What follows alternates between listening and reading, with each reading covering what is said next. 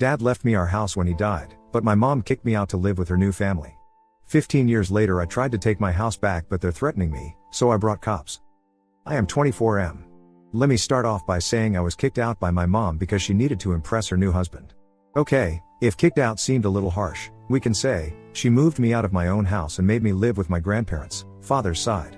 I have all the good memories until my dad was alive. Unfortunately, we lost him when I was 7. As a kid, I felt devastated. I was very close to my dad, and sending him off inside a coffin broke my heart. I still remember that moment very clearly, and it saddens me till date. While I was still processing the loss, my mom showed up with another man and insisted I call him dad. I was like, no way. I don't know if I was right or wrong, but I just didn't feel right to call him dad just within a few months of my own father's demise. After that first meeting, I often found him in my mom's bedroom, and it was difficult to see how quickly my mom had moved on. She didn't even wait for a year before bringing my dad's replacement to the house. I was not ready to accept him as my dad's replacement. I had recently turned 8 when they planned their beautiful wedding. They had put up a pretty huge wedding for second-timers. Anyways, none of my business. She left me with my grandparents as she went on her honeymoon. A month passed by, but she didn't turn up. I kept asking my grandparents when would mom come to pick me up, but they didn't have any answer. Then suddenly she showed up one day. I was so excited to see her after so long. I rushed to hug her, but she had brought all my belongings to dump me at my grandparents'. I was heartbroken, to say the least. I lived with my grandparents until my high school. I was happy with them. My mom used to show up sometimes only to tell me how much she loved me and cared for me. Sometimes I used to question her that if she loved me so much, why had she dumped me at my grandparents'? She had no answer. She would try to cover it up by saying, "Oh, your grandparents are turning old, they need a helping hand to run their groceries and dump out their trash." It was much later that she admitted the actual reason. She had given my room to her stepchildren. Bill, mom's husband, had 2 children who moved into our house with Bill after their wedding. My mom prioritized her new family over me. It was natural for me to get resentful of her. So eventually I stopped bothering her. After high school, I moved out from my grandparents, but I still visit them often. They were kinda savior for me. They have raised me. If not for them, my childhood would have been ruined. Now, I'm 24. After working for a year in marketing, I thought of starting my own venture. I need a capital for that. So, I thought of leasing my house. Oh, if I didn't mention this before, there's a bummer on the way for my mom and her loving family. Actually, the house in which they are living belongs to me. Yeah, that's right. My dad made a will on his deathbed, and he very meticulously gave me every penny he had, including the house. I was a kid when his lawyer read his will after his funeral, but with the look on my mother's face, I can surely say that she was not liking it at all. Later, I got to know that she tried several times to overturn the will, but she lost it every time. My dad had made the will very precisely that the house would be mine, but I can sell/lease it only after I turn 21. Until then, no one touches the property. My grandparents think that dad would have probably foreseen mom's plan, and that's why he made a rigid will. Else she might have manipulated me in my childhood to give away the house to her. Last month, I called mom to inform her about my plan of leasing out the house, but she didn't answer my calls. This week when I went to meet my grandparents, I told them I was planning to make some extra bucks from the house. They gave a weird reaction. I asked them what's the matter. They said I might have to face a lot of resistance to vacate the house from mom because her stepdaughter is pregnant with a teenage boy who has run away from his responsibilities. Also, Bill has lost his full-time job and is working at a store in the evening. So, basically, they are in bad shape financially. Now I really don't know what to do. I mean, I also need that house now. I have quit my job and I need capital to start my business. Update 1, it became quite dramatic. Picking up from where I left. Like I said, my grandparents informed me that mom and her family are going through a rough patch, so they might not vacate my house. I thought I'll inform mom about my plan and give them a few months' time to put their life together. Before that I was thinking of giving a month's notice, but knowing their situation, I thought of giving 3 to 4 months. Since mom was not answering my call, I went to meet her at home. The house was nothing as before, and neither was my mom. Both had a cold vibe. Maybe she had sensed the motive behind my visit. On seeing me at the door, she gave out a fake smile and half-hearted hug. Mind you, we were meeting after almost a decade. Yeah, she stopped visiting me after I entered my teenage years. Yeah, I had turned bitter towards her. Why would I not? Even though we met after so many years, she didn't bother to ask me how I had been. She was not interested in knowing anything about me. It was like, "Oh, you're here. Must have been something important that brought you to my doors." The pleaser in me said, "Oh no, nothing important. Just came to check on you. It's been a long time." She smiled and said, "Sure it is." A wave of silence followed for another 5 minutes until I stood up to leave. It was definitely unpleasant. I didn't feel welcomed at all. Besides mom, my pregnant stepsister was also home, and she too gave me a very bad look, as if I was there to create some sort of trouble. For the moment, I dropped the idea of taking back the house. I explored other means of arranging the money for my business, but mom crossed all limits of narcissism. Last week was my dad's 15th death anniversary. My grandparents held a small prayer ceremony at the church. Since I was in the town, I decided to have a decent ceremony by feeding the poor and giving off some gifts to the underprivileged children. I invited my friends and relatives for the prayer. I emailed the invite to mom as well, but she didn't respond. When I traced the history of the mail, I found she hadn't opened it. This was my first mail to her. I thought it went to a spam folder or something, so I showed up at her house again. This time mom wasn't at home. My stepsister Brenda answered the door. No hello, no greetings, a straight question slapped on my face. You're back again? What's the matter? I said I was there to meet mom. She said, with the way she spoke to you last time, do you think she wants to meet you again? She said it so bluntly that I couldn't get what she said, and I spit it out that I was there to invite mom for the prayer ceremony of my dad. She chuckled in my face and said, that was like centuries ago, you're still holding that up, get over it. I said, excuse me, he was my dad and it's none of your business to comment. She rolled her eyes and pushed off to her room. I sat there like an idiot for a few more minutes and then I left a note for mom at the table. I asked her to call me back. She called me the next day and I told her about the prayer ceremony. She remained quiet for a minute and then said she would not be able to make it because she had to take her Brenda for a checkup. That was a bummer. I mean, she could have said that she would try, but turning it down outrightly was disappointing. I replied sarcastically, yeah, of course they are your priority. We are no one to you, so be it. Good luck raising that narcissistic woman and her bastard child. She flipped out that I used that word. I said, why would I be nice to her when she was so mean to me? She made fun of my emotions. To defend her, mom said, it was natural for her to get furious. You can't talk about dead in front of a pregnant woman. You're such an insensitive dud like your father. The moment she said that, I lost my mind. I yelled at her that she should not talk trash about my father. If anyone who's insensitive here, it has to be her, the way she was talking about my dead father. She said, your father died 15 years ago, goddamn get over it. I said, sure, the way you did, within weeks or maybe days, who knows? You know what, you don't need to come. My father would not like your prayer after seeing your true colors. I hung up the phone saying this. The same day I hired a lawyer and started the process of sending a legal notice of eviction. The lawyer took some 15 days to validate my dad's will and send the notice to mom. As expected, when the eviction notice reached them, she freaked out. Apparently, she never thought I would go to such lengths to extract my revenge on her for not attending dad's prayer ceremony. I laughed at her voicemail and blocked her. When she couldn't contact me anywhere, she showed up at my grandparents' place. I wasn't there at that time. Oh yeah, I'm living with my grandparents again until I put my life together. My mother requests my grandparents to convince me to withdraw the eviction notice. My grandparents are calm and nice people, that's why they didn't throw her out. They said they don't have any say in this, it's my property and I get to do anything I want. Fair enough. The answer didn't go well to her and she blamed my grandparents for raising me as an entitled brat. Really? What was she smoking when she said that? I asked my grandma why she did not say anything to my narcissistic mom. Grandparents were like, we don't want to mess up with such a woman. I said I want to mess up and now I'm not gonna let them live in my house for one extra day. I gave the eviction notice as per the tenants law in the country, though they are not tenants. They ain't paying any rent to me. On top of that, I'm the one paying the property taxes every year. So legally, I'm entitled to throw them out right away. My grandparents are God-fearing people. They talked me out of this idea. They said, for the sake of the Lord, give them that 1 month to find another shelter. There's a pregnant woman there and we shouldn't pull her into the streets. I sighed that she didn't need any help either. She was equally toxic. My grandparents were like, so be it, she might be a sinner, but her unborn is not. Don't be cruel to that little creature. They convinced me to wait, else I was adamant to evict them on that very day. The next day I got a call from mom. I ignored it. She did the same to me when I was calling her. She messaged me to talk, it's urgent. I responded to check out my calendar and meet me at grandparents at my open slot. This didn't go well with her. She sent a long reply that I was trying to throw weight on her. What did I do with her 5 paragraphs mail? Nothing. That's right. I didn't respond. She might have got the hint that I was not going to give in to her pressure.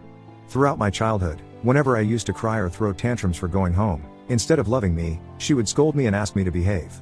She would petrify me to be a good lad and not throw tantrums. This was her parenting style and it worked. In order to keep her happy and not mess up with her, I would stop sobbing. But after she left, I would sulk at the corner of the house for hours. Not anymore. It's time for her to sulk, but sadly she won't have a corner to herself. So she came to meet me and I deliberately made her wait for an hour. She got anxious. I asked my grandparents to stay out of it. She kept asking them about me. They said they don't know and swiftly pushed back to their room.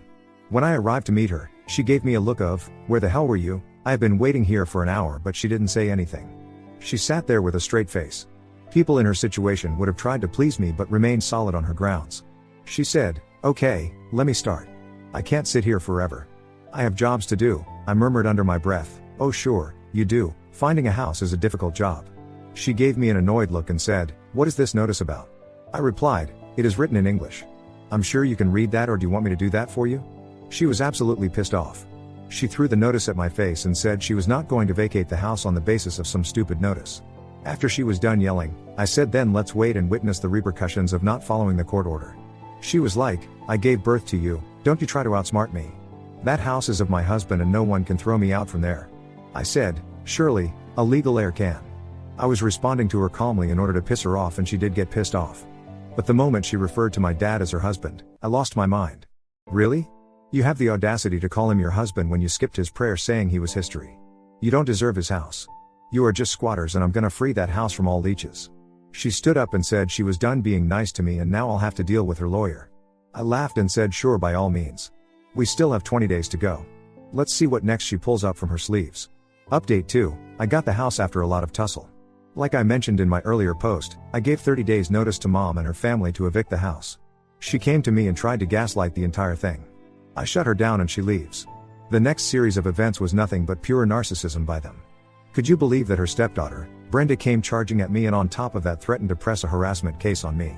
She was playing her pregnancy victim card, like I can do anything I want because I'm carrying a child inside me. I said, "Woman, pregnancy is not a ticket to get away with your nuisance." She tried to mess up with my grandparents until we showed her the camera installed across the house. I said, "One more time you set your foot here, I'm gonna get you arrested." Then comes my mother to defend her golden stepdaughter. She accused me of abusing and mentally torturing her pregnant Brenda. She said she is gonna sue me for this. I said, "Sure, let the judge decide basis the camera footage." When she no longer could win through force, she mellowed down. She started sobbing and said what did she do wrong in raising me that I became a self-centered individual. She started blaming herself for not raising me properly. She in fact brought my dead father in between and said it was his fault that he died so early and didn't give me a proper upbringing. I said, "Hold on, if anyone is to be blamed, it has to be you. Not for raising me wrong, because you never raised me.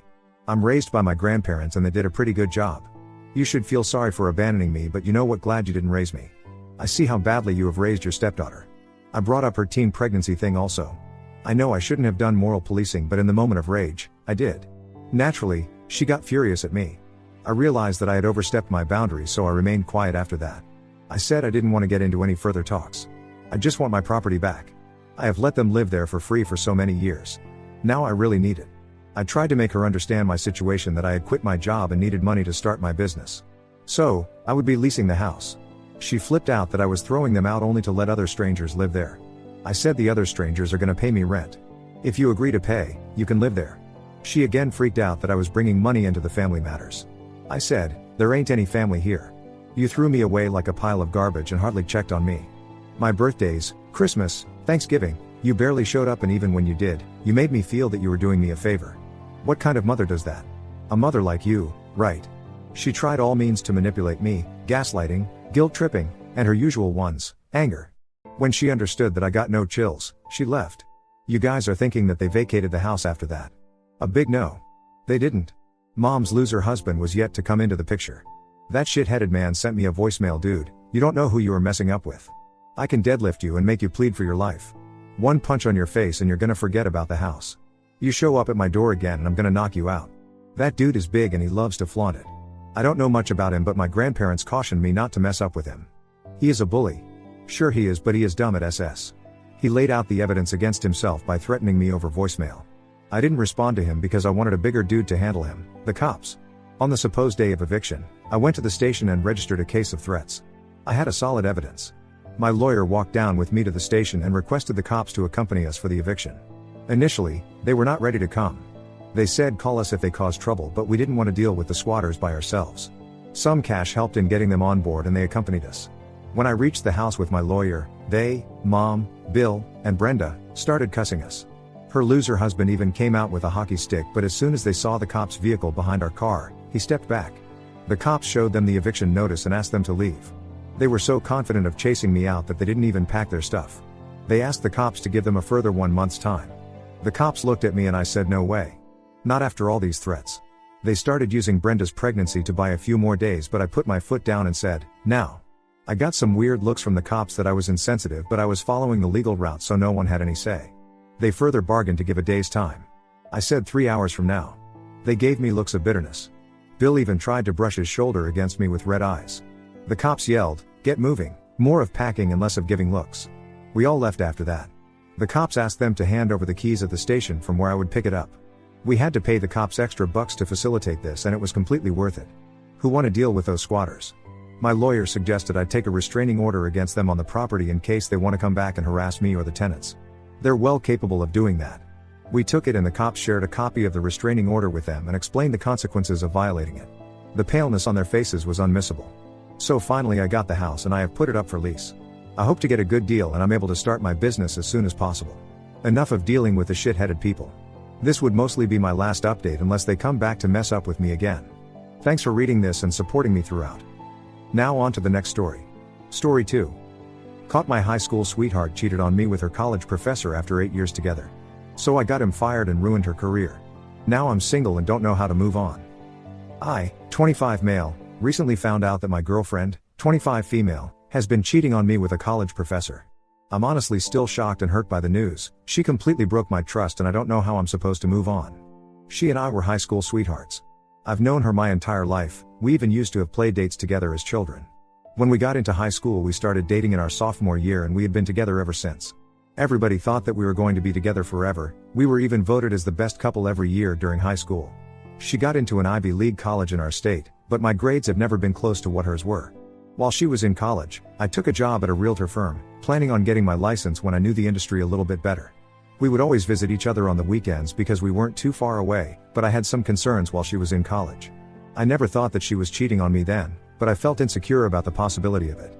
Honestly, both of us came from nothing and I was worried she would realize she could do better with her life and leave me. I thought that when she got into this fancy Ivy League school, some rich lacrosse player was going to sweep her off her feet and she would forget all about me. She would reassure me whenever she could tell that I was feeling bad, so I stopped worrying. When she graduated with her undergraduate degree, the school offered her a faculty position that allowed her to pursue her graduate degree at no cost. It was too good of an opportunity to pass up, even though it meant that we would be apart longer. Her job was to assist one of the professors in her department with his research. He was a prominent researcher in their field, and he had a team of students working under him and doing all of the actual work that he was taking credit for. Because of her new job, we couldn't even see each other on the weekends. Every now and then I would come up and surprise her, but she was always so stressed and so tired from her work that we never had any fun. However, when I did get the chance to talk to her, all she would talk about was her professor. She idolized him like he was the lead singer of some rock band. At first, I thought it was just professional admiration, but when I saw a picture of both of them in one of the school's newsletters, I started to raise my eyebrows. It was a harmless article highlighting the research that the chemistry department had been doing. Inside the article, there were different pictures of the students doing the research, as well as some candid shots of everybody while they were working. I happened to notice that in one of the pictures his hand was resting on my girlfriend's lower back. For some people, that's a harmless gesture. But seeing her much older male professor doing that to her brought up a lot of red flags for me. Shortly after seeing the image, I gave her a call and I just asked her about it straight up. She laughed at me and told me that I had nothing to worry about and that I was just in my own head and feeling insecure like I always was. She and I rarely fought, but the way she phrased her statements made me pretty angry and we got into a huge argument about it. After 2 days of not talking, I caved in and called her and apologized, and it seemed like everything was going to be good from there. Our anniversary was coming up and we had originally planned for her to take the entire weekend off so we could spend it together. I was halfway to her apartment when she called me and told me she wasn't able to step away from the lab. I pulled over on the side of the road and talked to her about it, telling her how disappointed I was that she wasn't putting her foot down about it since this meant so much to us. She promised me that she would make it up to me the following weekend and told me just to turn around and go home. I was closer to her apartment than I was to my house, so I just carried on moving forward. I figured that if she was stressed out and tired, I could at least order some takeout for her and spend a few hours with her before leaving. When I got to her apartment, I unlocked the door with the spare key that I had, and right away I realized that she was home. She had told me on the phone that she would be at the lab for most of the night, so that was a surprise. I could smell food and I could hear giggling coming from her bedroom. I walked further in and saw that there had been a meal recently cooked, 2 plates were on the table, and a half-empty bottle of wine accompanied them. My heart completely sank into my stomach. Just as I had suspected, there was definitely something going on. I didn't know who it was, but she clearly had somebody here for a romantic night and they were in bed with her. I cautiously approached her door and opened it to find her in bed with her professor on top of her. They didn't notice me right away, but when I spoke up and asked what was going on, he jumped off of her and she quickly ran up to me and tried to calm me down. It was almost comical how hard the professor was trying to hide his face from me. Clearly, he didn't want me to tell anyone about what I saw.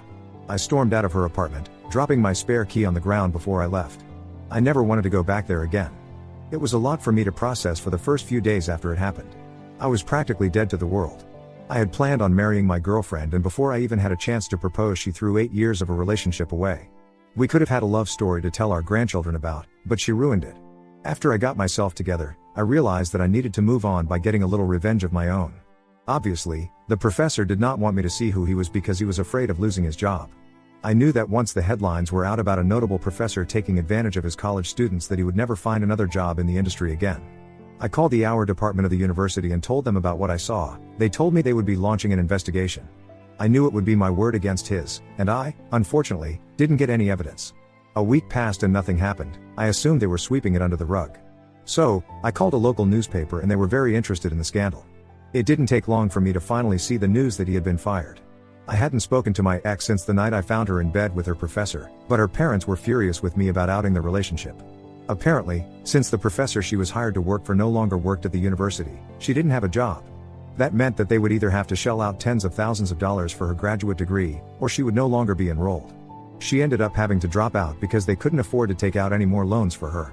She is out of my life completely, but I still don't know what I'm supposed to do moving forward. She was the first and only woman I've been with, and I am a little afraid to get back out there.